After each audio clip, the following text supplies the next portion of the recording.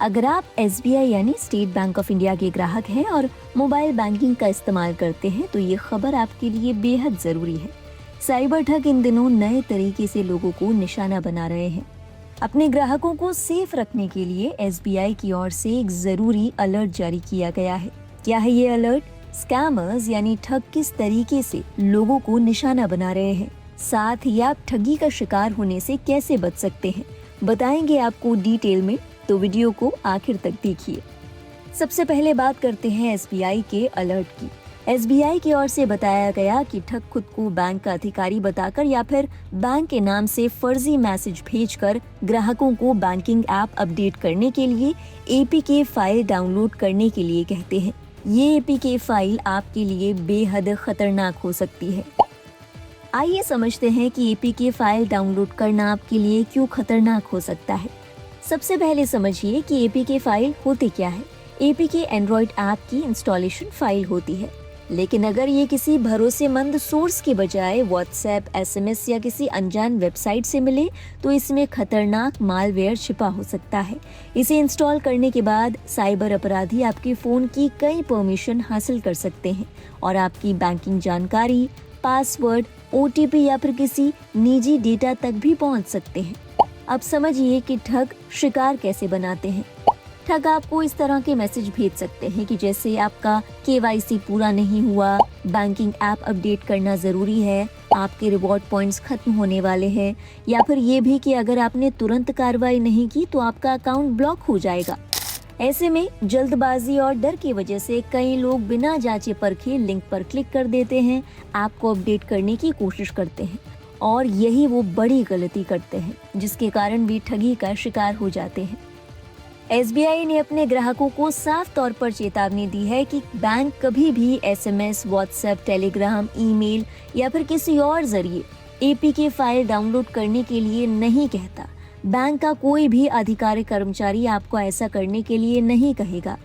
तो अगर किसी मैसेज से बैंकिंग ऐप अपडेट करने, KYC अपडेट करने, रिवॉर्ड पॉइंट या फिर बैंक अकाउंट ब्लॉक होने के डर से आपको कोई भी APK फाइल भेजी जाती है तो वो फर्जी हो सकती है। आइए अब समझते हैं कि इस तरह की ठगी से कैसे बचा जा सकता है। SBI बैंक की ओर से ग्राहकों को सेफ रहने के लिए जो सलाह जारी की गई है उनमें सबसे पहला है कि किसी भी अनजान लिंक या APK फाइल पर कभी भी क्लिक ना करें।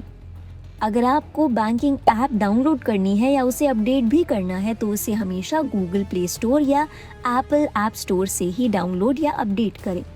अगर आपको APK फाइल WhatsApp या SMS के जरिए मिलती है तो उसे कभी भी डाउनलोड ना करें। किसी भी संदिग्ध लिंक पर क्लिक करने से बचें। ये लिंक आपको किसी भी जानकारी के साथ भेजा जा सकता है। कई बार तो ये इनविटेशन कार्ड्स में भी भेजा जाता है। मोबाइल में प्ले प्रोटेक्ट और सिक्योरिटी अपडेट हमेशा चालू रखें। अगर आपको ये नहीं आता तो आप किसी की मदद ले सकते हैं। अगर आपको SMS के जरिए या फोन पर कोई भी ऑफर दिया जाता है या फिर आपको KYC का मैसेज आता है तो इस पर कोई भी कदम उठाने से पहले अपने बैंक से बात करें, आधिकारिक माध्यम से इसकी पुष्टि करें और सबसे जरूरी, कभी भी अपना OTP, MPIN, UPI पिन या पासवर्ड किसी के साथ कभी भी शेयर ना करें। ध्यान रखें, इस तरह की कोई भी सेंसिटिव जानकारी कोई भी बैंक कर्मचारी आपसे नहीं मांग सकता। उन्हें इस बात की इजाजत नहीं होती और फर्ज के तौर पर अगर कोई मांग भी रहा है तो ये पूरी तरह से गलत है। आपको इसे कभी भी शेयर नहीं करना चाहिए। तो आपने इस वीडियो से क्या सीखा? APK फाइल SMS या WhatsApp से कभी भी डाउनलोड नहीं करनी है।